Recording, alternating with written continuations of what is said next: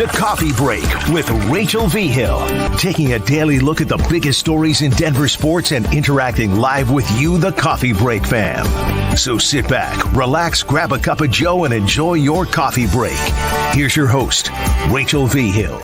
Happy Friday, everybody. The holiday weekend is so close, you can taste it. And the sports weekend kicked off with a bang. We got to see the Buffs start Chapter 1 of Year 2 of the Coach Prime era.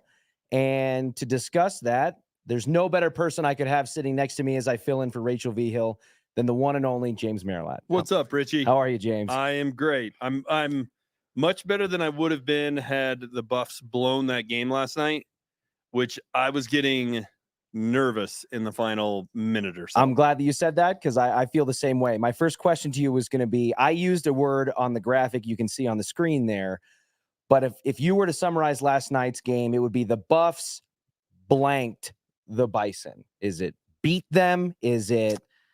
I think it's survived. That's exactly the word that I use. I got pushback for it, but you're down at halftime. Yeah. And you were up 11, and it came down to the final minutes where they came 4 yards short of a Hail Mary to beat you. Yeah. That to me seems like survived is fair game. Yeah, no, that's just exactly how it felt. And look, it's not as though they played poorly in all phases. I mean, obviously the passing game was fantastic.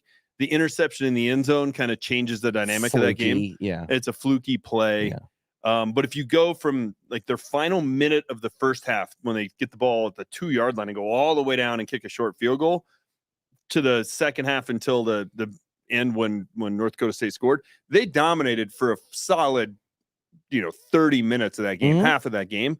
But the scoreboard didn't really reflect it. They fell in a hole early.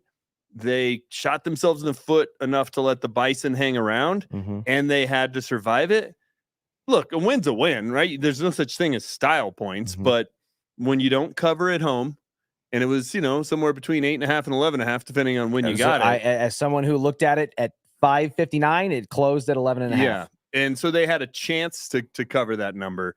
It would have felt better. It would have been like, okay, that's what you were supposed to do. Yeah. When it comes down to, hey, one bad bounce, you're going to walk out of there with a loss. That's a little bit concerning. But hey, they're 1-0. They survived. The first 3 games of this season are going to tell us all we need to know about the Buffs. So far, they got 1 check mark and two more to go with Nebraska and CSU. So even if we have to do this in a way too early sense, because we only got 1 game, even if we're just isolating it to last night's game, give me from your perspective a good, a bad, and an ugly that we saw from last night that we can use to project going forward. Yeah, I think the good is obviously it's Shedeur Sanders and Travis Hunter. They're maybe the 2 best players in the country. Travis Hunter is ridiculous. I honestly don't even know the superlative to put on it. He's in a handful of amazing college players that I've ever seen in my life. Like Randy Moss was a different kind of player. Reggie Bush was a different kind of player. Vince Young, like in college, that they were just nobody could stop them. They're playing against some of the best athletes at that level, and they just look different. He's that guy. Yeah. So those 2 are certainly the good. The bad was the running game. They can't run the football. And that's all we heard about brought in all these new offensive linemen, and Pat Shurmur's going to focus on it. And they had the drive in the first half where they turned the ball over on downs. They ran the ball 4 times. They had 3rd and 1, couldn't get it. 4th and 1, couldn't get it. I kind of understand where Pat Shurmur's coming from. Like you may go into a game wanting to run the ball, but if you literally can't do it, I mean, at one point they were averaging like 2.8 yards a carry. They only finished with like 60 for the game. I mean, if you go run on first down, second down, you're 3rd and 5, 3rd and 6 all the time. You can't sustain a drive doing that. And you have Shedeur Sanders back there, and you have Travis Hunter on the outside. I'd throw the ball all the time too. So that was the bad. The ugly was, to me, defensively, especially in the first half, the first 3 or 4 drives, they just couldn't stop North Dakota State. And that makes me worry as a Buffs fan of when you go against Nebraska next week, when you go up to Fort Collins and you go against CSU, and CSU kind of, they were effective throwing the ball, those underneath routes last year up in Boulder. And then, heck, you get against some of the, high potent offenses in the Big 12. That makes me worry, like, what kind of track meets is this team going to have to win? That was ugly. And it was ugly because those were 2 problems last year, and they still exist. All the change, different defensive coordinator, Pat Shurmur's calling plays, brought in all these, focused on the trenches, and it's the same thing. That's what has me worried. Yeah, I'm with you on the good by far. I mean, there really isn't any other answer. I'm sure there are smaller things. I mean, Jimmy Horn Jr. played a great game too. Game. But Travis Hunter, and don't take my word for it, your word for it, Coach Prime's word for it, because he certainly gushes about Travis Hunter every chance he gets, deservedly so. How about LeBron James, Patrick Mahomes, Tyreek Hill, LaShawn McCoy, the pantheon of sports greats, current and former, can't stop talking about this guy. Pat Surtain was tweeting about him, who plays one of Travis Hunter's positions. Yeah. So I've never seen anything like it. And so I'm with you on the good. I think that's expected, and that's going to be necessary if they're going to have any modicum of success this season. The bad, I would say for me, the running game, the offensive line, I'm kind of in line with there, but I'll give you a different one that I thought was ugly, was the clock management and the play calling late in the game. No, you're right. You're right. Is it something about being at altitude at a mile high that we just seem to see really poor clock management and play calling at the college and NFL level? I mean, we had fans counting on the play clock for Nathaniel Hackett. We had Vic Fangio and Pat Shurmur trying to get Brett Rippon killed at the end of a Jets game when all they had to do was run the clock out. Yeah. And I don't understand. Explain to me. And I know they got into it after the game, but Coach Prime's explanation was, you got to be aggressive. You got to get first downs, and we have one-on-one coverage and we're better and we're going to take it. It's like, take what? They have one timeout. Kneel the ball and go home. Yeah. What do you have to take? It's already yours. It made no sense. And when they lined up to punt the ball up 5 with what was it, like 38 seconds or something like that left, I'm like, the game should be over. Yeah. And we all remember the game last year, Miami against, I forget who it was. Oh my gosh, where they fumbled the handoff. All they had to do was take a knee, and they fumbled it, and then wound up giving a long touchdown to lose the game. And that coach, Cristobal, he has like a history of he never kneels the ball, and it's like, well, that's what you get. And it just is brain lock. I don't get it. And I mean, I think most high school coaches and most youth coaches would know what to do there. Forget coaches. I mean, again, we as armchair quarterbacks and experts and GMs and fans, media, all of that, I think we sometimes have a tendency to overinflate or overstate our acumen or what we would do in those real game situations when it's live bullets and the clock is ticking and all that stuff. But I don't think it's that big of an exaggeration to say that every tween to young adult who plays Madden on any kind of regular basis wouldn't know what to do in that situation. Without a doubt. I mean, if you can take the play clock and multiply it by 3 and do the math, you can figure out okay, this is basically, we're going to run it out even with when they call the one timeout. That was infuriating. And, I tend to be a bit of a fatalist anyway. And so I'm sitting there watching this is going to come back and haunt them. This is going to burn them. And even when North Dakota State started that last drive at, with 31 seconds left or whatever, at their own 8-yard line, had to go 92 yards or whatever the exact numbers were. I was like, you just watch. And lo and behold, they get to midfield and they've got a couple of shots at it. And you're just thinking, they're going to have shot themselves in the foot. They should be in the locker room right now celebrating the win. So thankfully, and that's one of the reasons I think survived is the right term. North Dakota State's a good team. They're dominant at that level. So, the fact that it was a close game, there's no shame in that. The fact that if they'd have lost to them, they would have been the butt of a lot of jokes. Oh my gosh. But if you'd have lost that way, that's devastating. And you saw last year what happened when this team blew the 29-0 halftime lead to Stanford. They was there. They didn't do anything the rest of the year. They just fell apart. Yeah, talk about the wind out of your sails. And it's funny. I was listening this morning to some of the discourse and last night when I was driving home after the game, and I agree. North Dakota State is not just a slappy school. I mean, they're national champions. They're a dominant dynasty level FCS program. Yeah. And they've shown that they can sustain that. I mean, they paid the money to upgrade the headsets because they were that confident that they could hang with CU, and they did. Yeah. So they deserve their respect in that regard. But I've heard some of the discourse here locally and even nationally about North Dakota State, where it's like, if you put North Dakota State in the Big 12, they'd be right in the middle, or they'd be on the upper half of a Power 5 conference. And I'm like, okay, let's just relax a little bit. Yeah. You know what I mean? Because if you're telling me they're playing a full slate of Power 5 or especially Big 12 football and not playing the South Dakota State or the whatever FCS schools, it's different. It's totally different. It's the battle of attrition at that point, right? Having to play that kind of an opponent 12 times. They're dominant at their level. They have really good players, and then they have the ability on a couple of Saturdays or Thursday in this instance to play up to their opponent. Yeah. And look, it's part of what Coach Prime and Shedeur and all these guys have done. They're not going to have anybody overlook them. It's the opposite. Everybody's Super Bowl. Exactly. And they want it that way. Which is I don't fine. know a lot of Super Bowl teams that go 4-8, but and to some extent, and I'm admittedly a Buffs fan, so I'm coming at it with bias. I don't mind it. Like, good, be confident, talk be your brash, talk, but back it up, walk it. Yep, you got to back it up. So if you want to talk it, totally fine. And the attention that program's gotten, and you talked about LeBron and all these people tweeting about CU. If I'd have told you that 2 years ago today, I would have given you any amount of money you wanted. Exactly. It would have been like, what are you talking about? Yeah. Like, this is a team that's starting a season where they're going to go 1-11 with Carl Durrell. It seemed like the furthest thing from possible. So that's awesome. It's amazing. But, you got to avoid stubbing your toe because not everybody. A lot of people are waiting for them to fall. They almost did it last night. Now for CU fans, the two biggest games in any year, depends on who you ask, Nebraska and CSU. That's the next 2 weeks. Yep. Go out and take care of business in those. Yeah. And you thought last year was crazy. Yeah. I think this year will be even bigger. Here's the one thing I think was pretty positive, though. They struggled to stop North Dakota State in the first half. Yep. Obviously.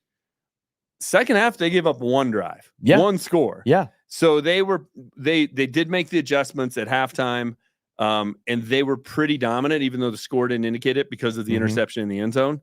That's my takeaway of outside of Shedeur and Travis Hunter that I think was the most positive was they kind of figured it out, and that's a positive sign moving forward the rest of the year. I agree with you on that because it was noticeable. I mean, they were down, like I said, they were down a field goal at halftime, and it was kind of like, whoa. And last year, halftime adjustments were not their thing. Non-existent. It was the opposite. It was like they would play well in the first half, and then that third quarter, it was like you just had to hold on and hope that they weren't going to buck off. So factoring in that we saw a halftime adjustment against whatever level or credit or creed you want to give to North Dakota State, and the way that they were able to come from behind and hang on to win.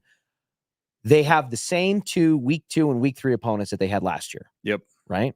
And my question to you is, after we've kind of established some of the good, the bad, and the ugly, and some of the things we liked and didn't like, what feels different about this team going into week 2 against Nebraska than what we saw all of last season?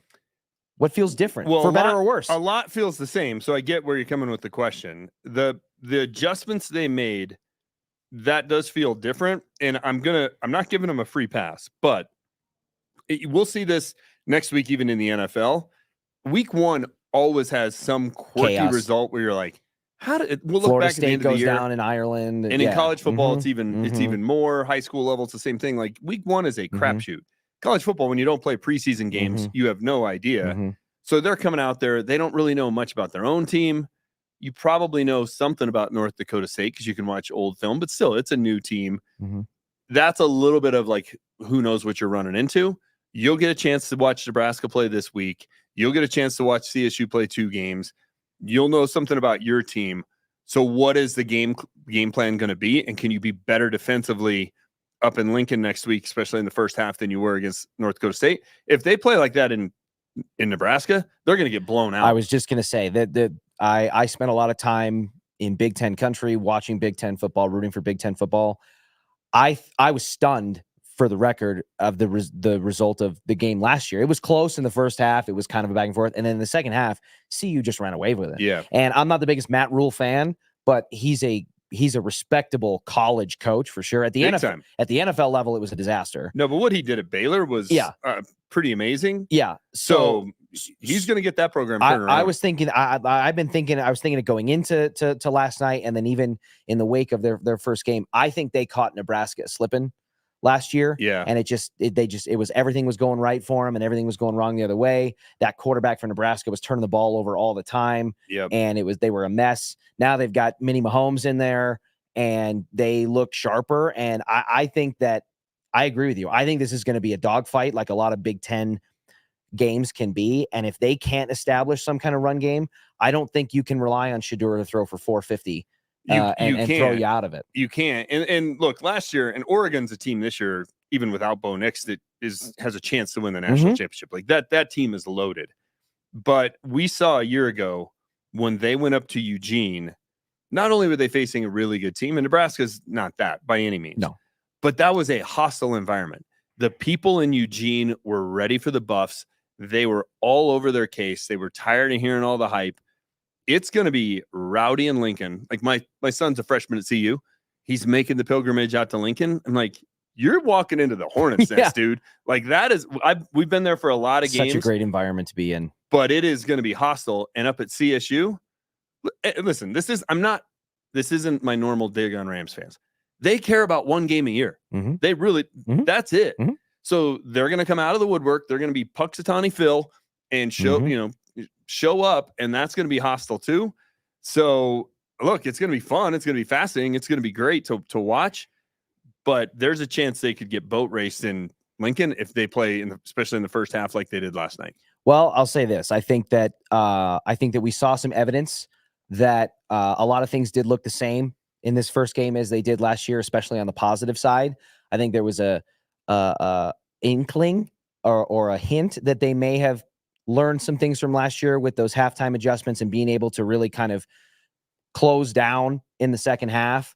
And we'll see if they can carry that over into Nebraska and Colorado State and beyond. Now, I will say, I think there's one thing we can all learn from Coach Prime, and that came in the form of his post-game press conference with ESPN after the game, where he was asked, what were your thoughts watching that final drive, that final play, the Hail Mary that failed?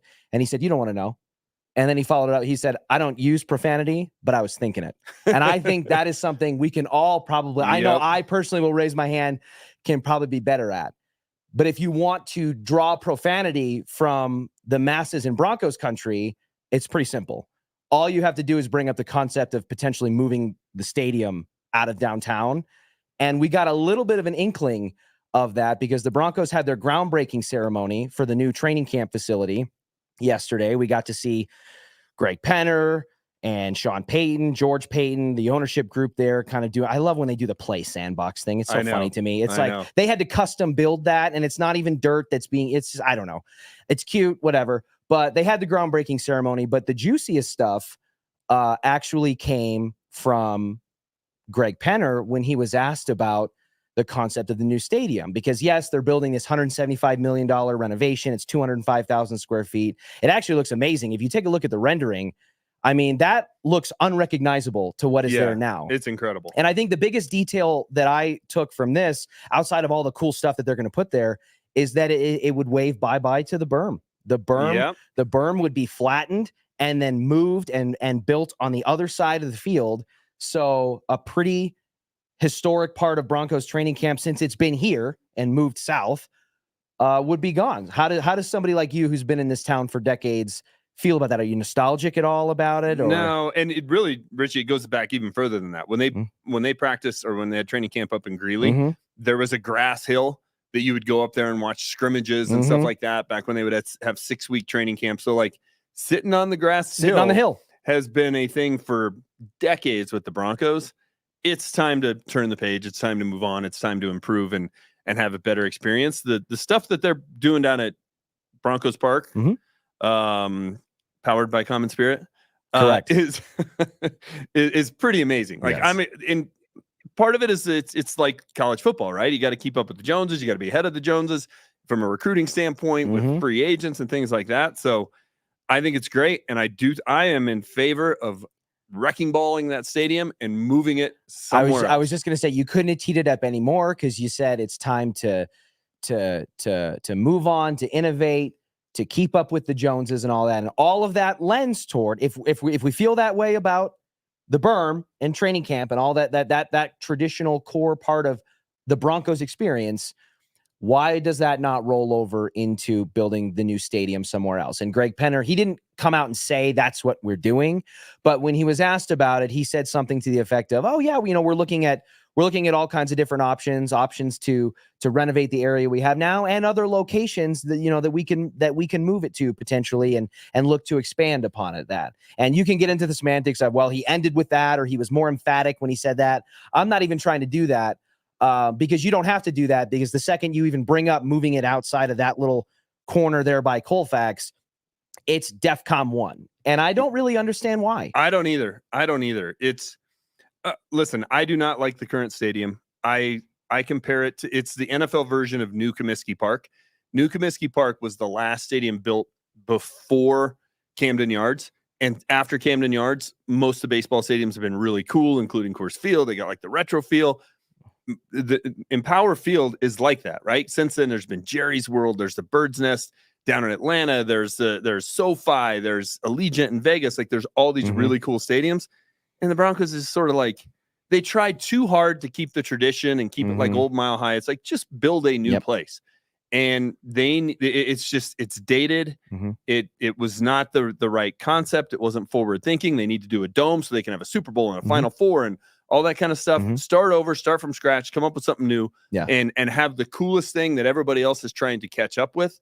That's what you should go do. And if I'm the Penners and I got $77 billion, that's what I'm doing. And I'll take a pin right there and say that what a blessing it is that we have the Walton Penner ownership group in town now, and we have an owner who can do these things, who can say in an offseason, we're going to drop almost $200 million just to renovate our practice facilities.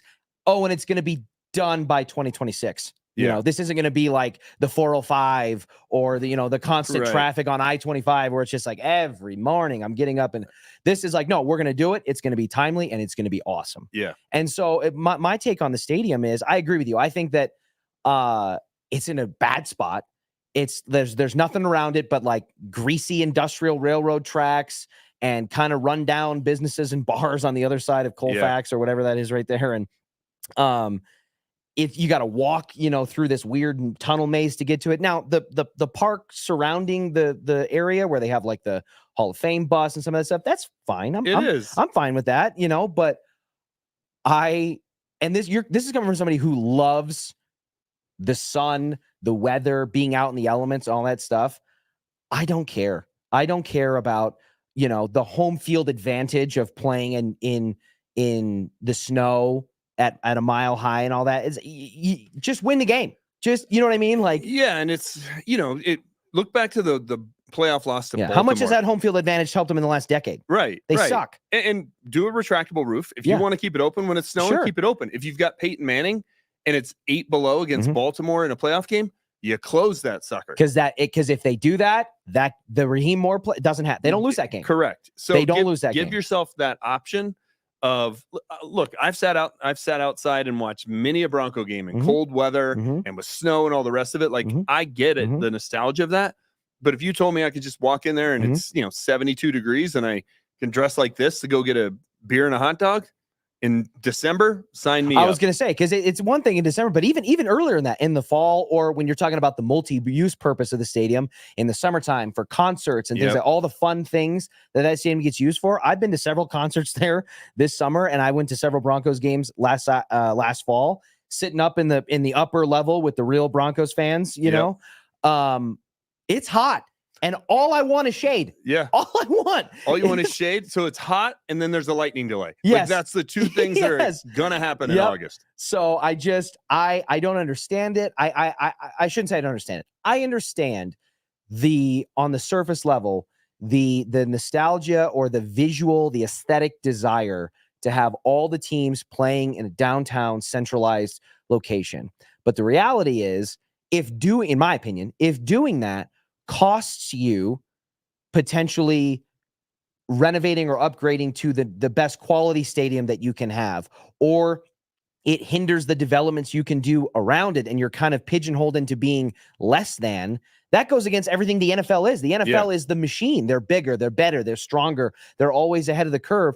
So, and a lot of NFL teams don't play in the city that is on their jersey. Yeah. You know? Yeah. The 49ers Cowboys play in don't, Arlington. Yeah. The Dolphins don't play in downtown Miami, you know, and it crosses sports. For years, the Pistons didn't play in Detroit. They were in Auburn Hills, or, you know, the New York Giants play in East Rutherford, New Jersey. Yeah. And it's just, so I'm for it. I don't know if it will happen, but I feel confident that if the plot of land exists and the vision is there, I think Greg Penner will stroke that check. I think he will too. And look, for baseball and basketball and hockey, where you play a lot of games on weeknights, being downtown's cool. You can walk to bars and restaurants, all the rest of that stuff. Love it. I live downtown. Football's a once a week thing. It's a Sunday. You're going to tailgate, all the rest of that stuff. You can build it wherever, and people are going to draw to it. And that's another great point, because I don't have the data in front of me, but I have read, and I would love to dig into it a little deeper. And I would venture to guess that the majority, if not the vast majority, of Broncos fans in attendance at Empower Field are coming from outside the city of Denver. They're coming from the suburbs, Parker, Castle Rock, Lone Tree, North and Thornton and Wheat Ridge and all of that.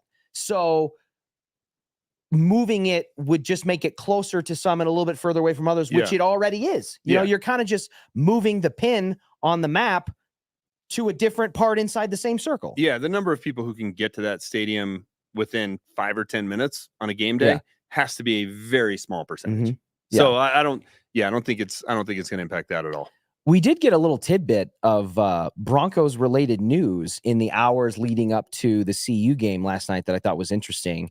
And it came in the form of Brandon Aiyuk signing his extension with the 49ers, which at least for the time being remains one of the more bizarre offseason contract negotiations in recent memory. Because they seemed like they were at opposite ends the whole time, but nobody really knew where the other side was at. And then they end up making him, it wasn't like a bargain deal. They gave in a lot of money. So it's like, if you were willing to do that, why did you wait till now to do it? Why?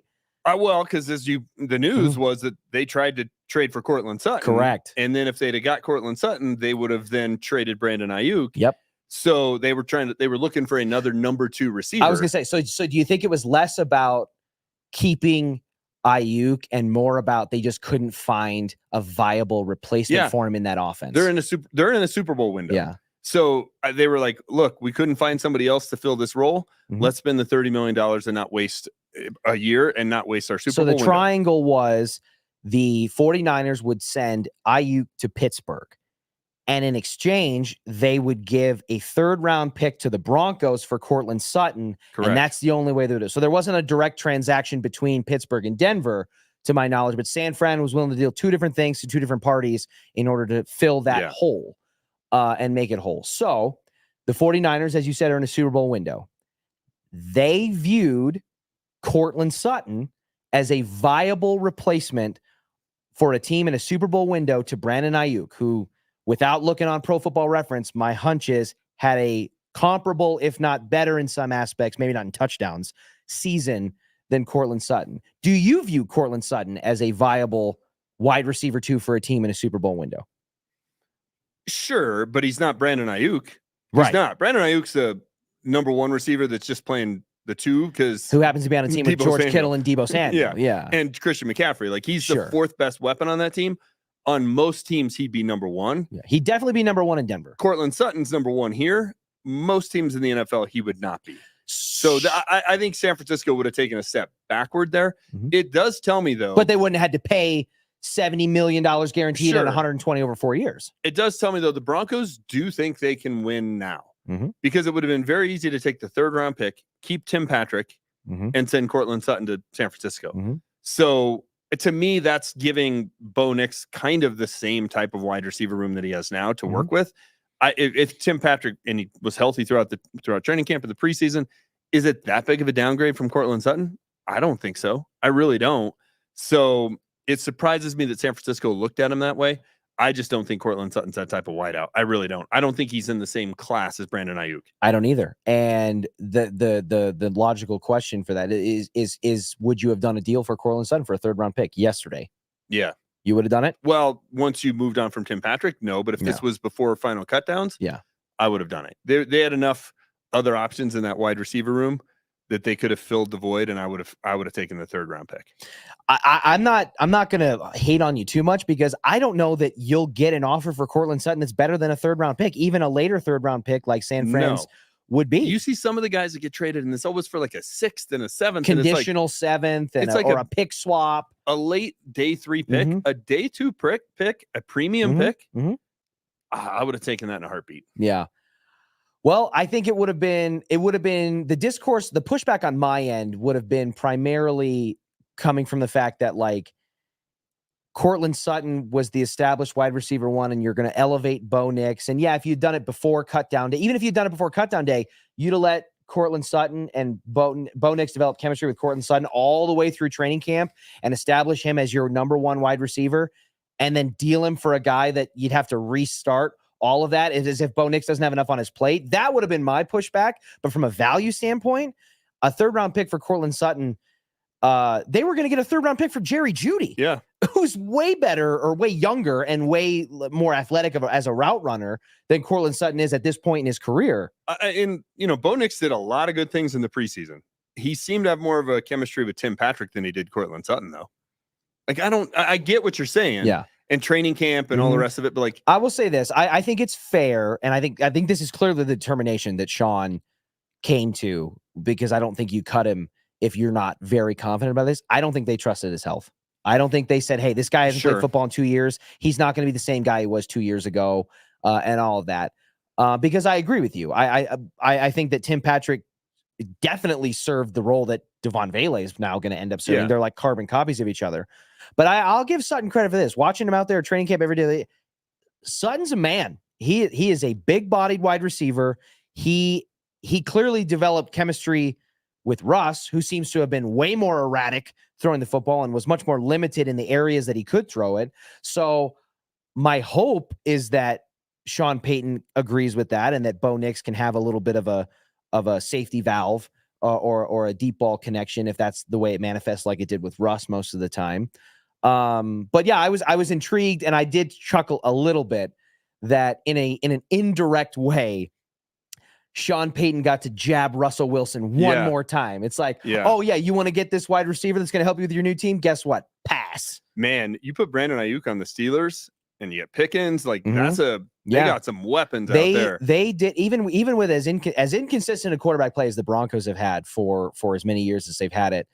The Steelers post Big Ben have been quite a hodgepodge washing machine at quarterback. I mean, Duck Hodges and Kenny Pickett and Mitchell Trubisky and all that. But in spite of all that, you had guys like Deontay Johnson and George Pickens having productive seasons. You know, they were kind of like that Brandon Cooks thing where it's like he's on a new team and somehow he always just scraps 1,000 yards. The other part of that story, though, that I'm not sure I believe, that deal would have meant that Pittsburgh was willing to pay Aiyuk. They historically don't pay receivers. They didn't pay Emmanuel Sanders. Like they typically let Antonio Brown. They let him walk. At some point, they let him walk. Yeah, and they're like, we can just develop the next Emmanuel, the next whoever, and they tend to be right. They don't overpay for wide receivers. Is a 4-year, $120 million contract extension next year? Or it probably would have been more than that because that's what it got this year.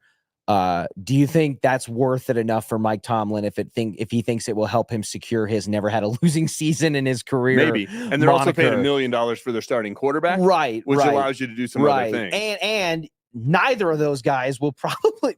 There's a chance where neither of those guys are on the team or starting for Pittsburgh next year.